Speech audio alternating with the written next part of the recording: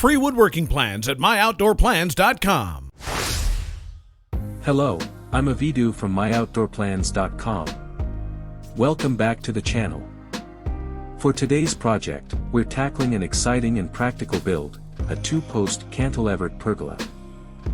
Start by marking the locations for the 2 posts and clearing the area of any debris or vegetation.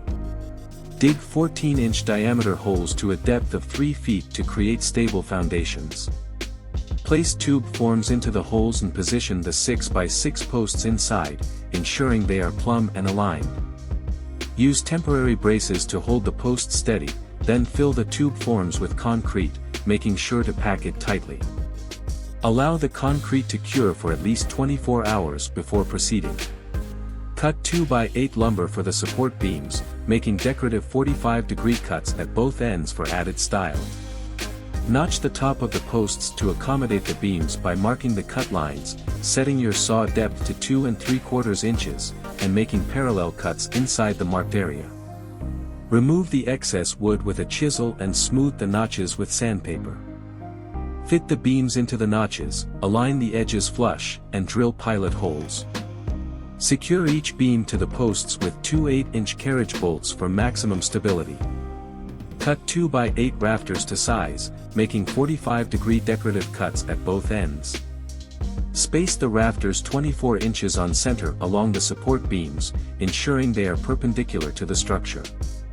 Drill pilot holes to prevent splitting and secure each rafter with 5.5-inch screws. Lay 1/2-inch plywood sheets on top of the rafters, ensuring the edges are flush with the sides of the roof.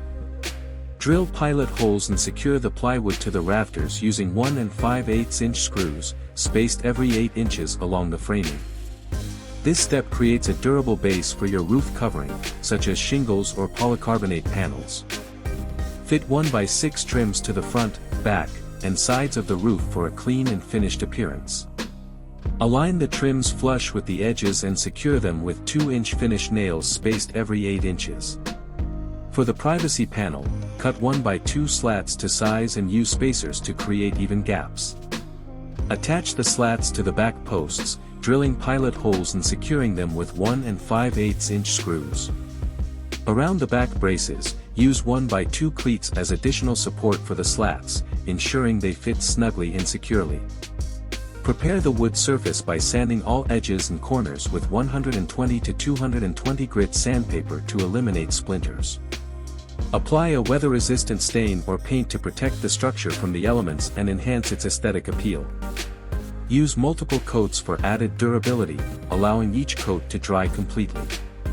Once the finish is dry, seal it with a clear polyurethane topcoat for extra protection.